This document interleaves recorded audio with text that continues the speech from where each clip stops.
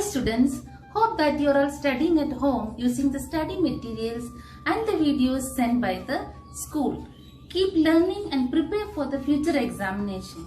The situation will not always remain same. We could not begin our new academic session due to COVID-19, but the school is being sending videos and the study materials from the beginning.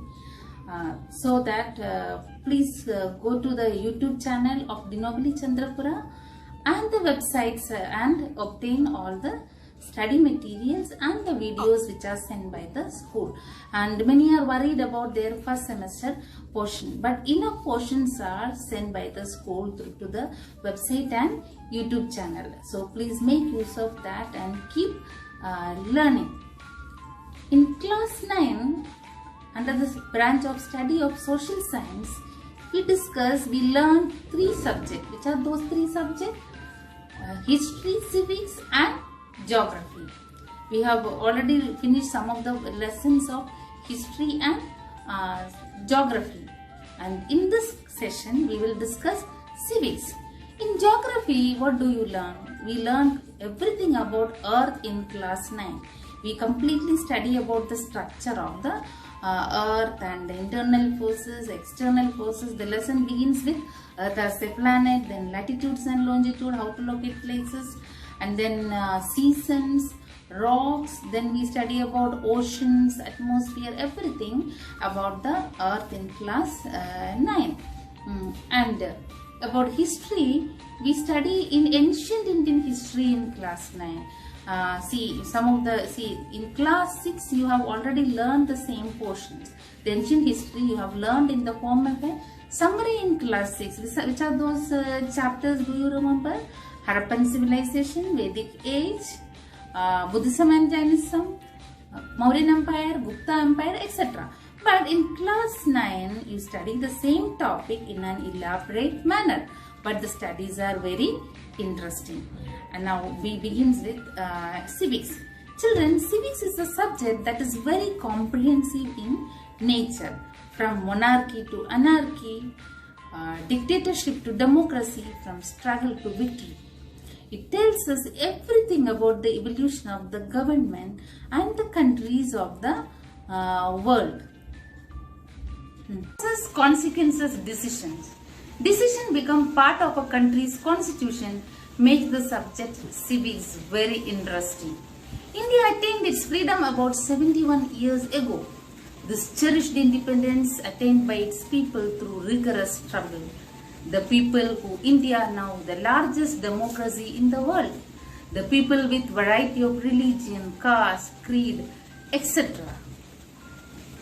India is the largest democratic country in the world. We have a constitution which protects the fundamental rights of the citizen and limits the powers of the government. So, we have a constitution which finds the solution of its citizen at any time, that is 24/7. So, we are going through a fine features of the Indian constitution. So, let us start our journey. The constitution. Do we have any rules in our society? Yes, we do. Do we have any rules in the school? Yes, we have a school diary that mention all the rules are to be followed by everyone.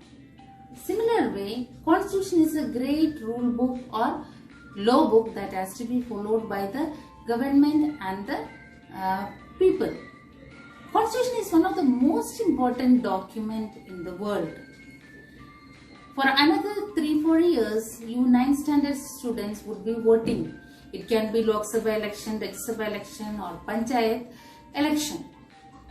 Being the citizen of the country, it is your responsibility that you should know the history of our constitution and the history of our country. So, don't look at this chapter as a boring chapter, but look at it as a first step in the process of education of being responsible citizen. See the definition. Constitution is a comprehensive document containing set of rules according to which the government of a country runs. Now, what do you mean by comprehensive document? Because comprehensive means the lengthiest document. Why we have a lengthiest document? Because India is a country of various religion, customs, and religious caste and creed people. So they need to make separate rules for each sections of the people. At the same time, our frameworkers they have referred important documents while framing the constitution. So they wanted to make our constitution maximum perfect, including all the better points. So that reason our constitution has become the lengthiest and most important document of the world. So it is a comprehensive document. The next important point is that set of rules. Here what do you mean by set of rules? Our country means the government runs according to the set of rules. Now that means there mentions what are the fundamental rights and duties of the citizen, what are the functions and powers of the government, and how does the government ensure the rights of the citizens, and what are the duties of the citizen, and what are the how the powers of the government is limited. All these things are mentioning in the set of rules. And next is what? According to which the government of a country runs. That means the government of our country runs, the government runs according to the set of rules which are according to the set of laws which are mentioned in our constitution. And next we see that structure of the government. Our constitution provides a particular framework to our government. That means our country is taken care by three important organs, and which forms the main structure of the government. So that we can say that our government consists of three important organs. Which are those organs? Legislature, executive and judiciary. Now, what do you mean by legislature? You must have heard about Lok Sabha and Rajya Sabha. What do you mean by Lok Sabha and Rajya Sabha? That is means a parliament. Our parliament consists of Lok Sabha and Rajya Sabha. Must have seen the parliament building, isn't it? And next is that executive. Executive consists of president, prime minister and council of ministers. That means all the important officials comes under the executive. Now judiciary. Judiciary consists of lower court, district court, high court and supreme court. So all the courts comes under the judiciary. Now let's see what are their important powers like. Now legislature means what? It is a law making body. What does it mean by law making body? You see that already laws are made by our country, isn't it? The constitution, all the laws are mentioned. Then do we need to make any more laws? Yes, as the time changes, we need to make changes in our constitution. We have to move according to the changes with the society and the situation.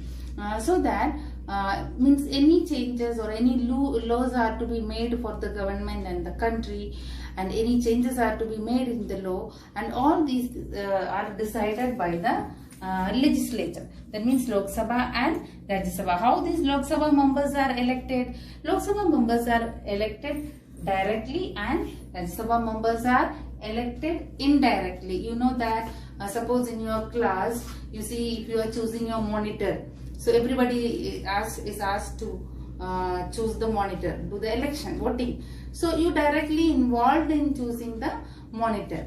Then after the monitors, then suppose we are need to be chosen head boy or head girl of a school, then all the monitors together, sometimes if they are called, and they will be asked to choose one person as their, one boy or girl as their head girl and head boy. Now here what happens is that the class monitors are directly elected, because you children are directly involved in their election, now choosing them. But head boy and head girl are elected by the children by whom you are elected. That means your representative, who are your representatives, the monitors whom you are chosen in the class directly, and those monitors are involved in the election of what is that, your head boy and head girl. That means here what is it, in the class you made the direct election, And then for head boy and head girl, you are involved, but you are not directly involved. Why? Because your representatives, the one who is elected by you, are involved in that election. Our Lok Sabha members are directly elected and Rajya Sabha members are indirectly elected. You understood that how monitors are elected, how head boy and head girl are elected. Similar way, Lok Sabha members are directly elected by the people and Rajya Sabha members are indirectly elected. So they forms, both the Lok Sabha and Rajya Sabha together forms the legislature, one of the important law-making body of the government. Next is that executive. Executive consists of president, prime minister, council of ministers and all other important officials. All these officials together forms the executive. What is their function? And legislature, they forms the law, and who brings the law into effect, who carry out the law, and executive, they are responsible for carrying out the law. And next is that judiciary. Judiciary is the guardian of our constitution. Guardian of our constitution means it ensures that law and set of rules and regulations are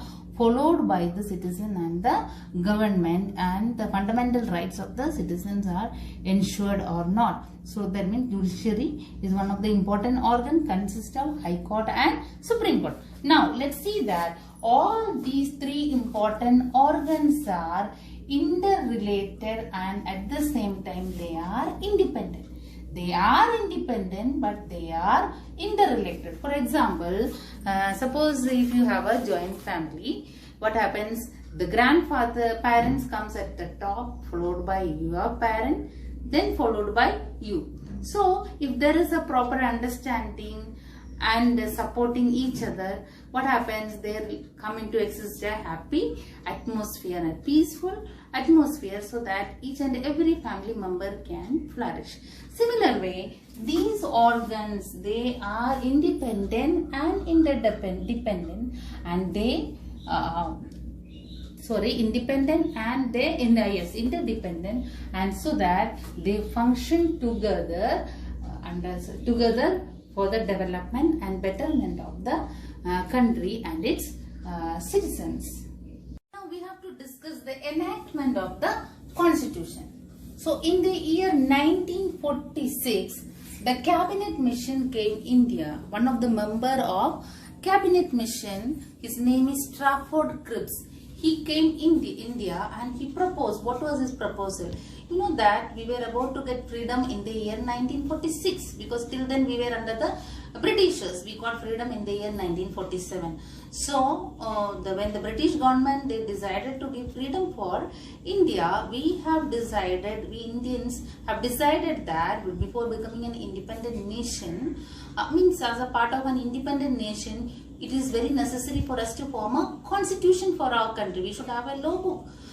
So that now who will make this constitution? That was the question. So in the year 1946, one of the member of cabinet mission, that is Trafford Cripps, he came in India and he proposed that as the part of the making of constitution, if you want to make a constitution, first of all you need to make a constituent assembly.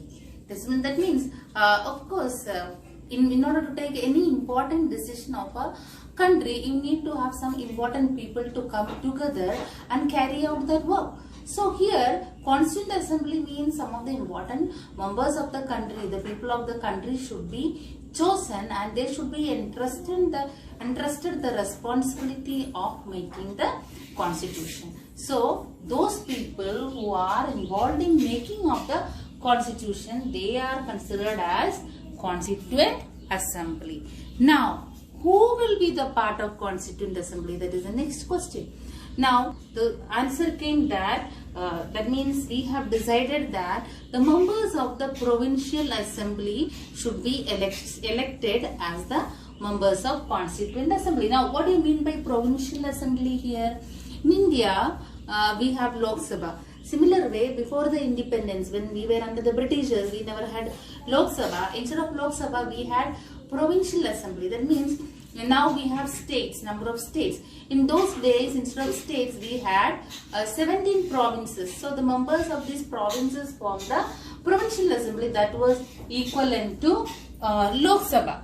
So the election. So this election for the Provincial Assembly was held in the year 1946 in the month of July.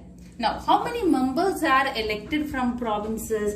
293 members are elected from every provinces, and 93 members are elected from princely states. Here, what do you mean by from princely state? During the British period, other than provinces, there were number of princely states which were ruled by very small kings, and there no elected members were there. Only the members were chosen, since princes being the head, and members were chosen, and those members, so that's why they say members of the nominated members of princely states, 93 were there. Then members of commissioner provinces were there, 4 in number.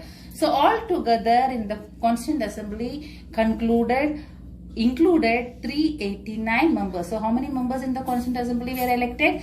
389 members were elected. And now the Constituent Assembly is formed, isn't it? Now the baby steps have started, isn't it? Birth of the baby taken place. Constituent Assembly has taken birth of the Constituent Assembly is being taken place. Now it has to slowly start working. What is the first step? That means first step, all should gather together, and the discussions and the meeting and debate should be held. So who will carry out all this? One president, some head should be there, isn't it? Now for the time being, in order to preside over the meeting, in the first sitting held in the year 9th December 1946, and Dr. Sachidananda Sinha was elected as the he was just chosen in order to preside over the meeting of the first sitting of the Constituent Assembly. It was held in the Central Hall of the Parliament. We have not seen the Central Hall of the Parliament, but Bharat Ratna is being given, and the children and warriors are all felicitated in this Central Hall of the Parliament. So the first sitting of the Constituent Assembly was held in the Central Hall of the Parliament, and it was presided over by Dr. Sachidananda Sinha. There included 389 members at the time of the formation of Constituent Assembly. We discussed that undivided India had 389 members in the Constituent Assembly. Now, what do you mean by the term undivided India? Why should we use the term here? At that point of time, you know that Pakistan was not taken birth. Pakistan and India was a part of a country, same single nation. So we use the term undivided India. Why? Because India was not divided. So including both Pakistan and India, all together 389 members were there in the beginning in the Constituent Assembly. Now the next question is that who became the president of the Constituent Assembly? And no president was officially elected. So in the year December 11th, 1946, Dr. Rajendra Prasad was officially elected as the president of Constituent Assembly. So when the question comes, who was elected as the president of Constituent Assembly, what you will write? You should write the name of Dr. Rajendra Prasad. Why? Because he was officially elected. Sachidananda Sinha, he was just asked to preside over the meeting only for the time being. Now, Rajendra Prasad was officially elected as the president of Constituent Assembly. Now, who was the president of the independent India, first president? That also Rajendra Prasad. Now see, only first sitting is over. We have to travel a long distance to reach to the birth of Constitution, to give the formation of Constitution, isn't it? So at that point of time, the Muslim League boycotted the Constituent Assembly. Now, why? What was the reason for the Muslim League boycotted the Constituent Assembly? Because they were in the demand of the formation of Pakistan. Since it's natural, quite natural, that if they want a separate nation, they want to form a separate Constituent Assembly. So they don't want to be the part of the Constituent Assembly of India.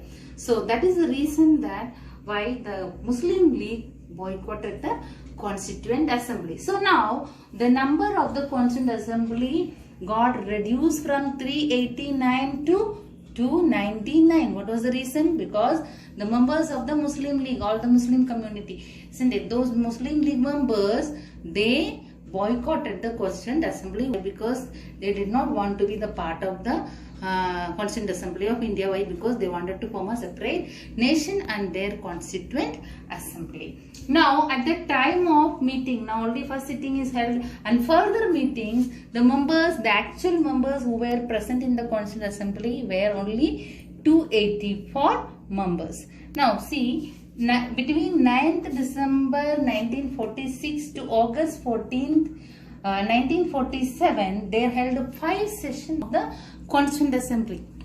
You see, number of meetings. Now, within this short period of time, 5 sessions were held, or that means 5 sittings were held of the Constituent Assembly. See, the procedure of constitution making started in the year 1946, and we formed our constitution in the year 1949. So now we discuss here only between the period of 1946 to 47, 5 sessions are held. Why? Because it is a big decision that we have to take, isn't it? The formation of our constitution. That was not an easy process for the framers of the constitution. So many sessions were held. For example, you see, in India, demonetization taken place. So that was not the decision taken place overnight, isn't it? And before that, many officials, ministers and other dignitaries, they held their meetings and decisions and debates number of times, and finally reached into the decision of demonetization, isn't it? So the similar way here also, it was a long process, like so. They held number of sitting of the Constituent Assembly, and between 1946 to 47 they held 5 sessions of the Constituent Assembly. Now children, we conclude this session here, and we continue this the rest of the next point with the next video.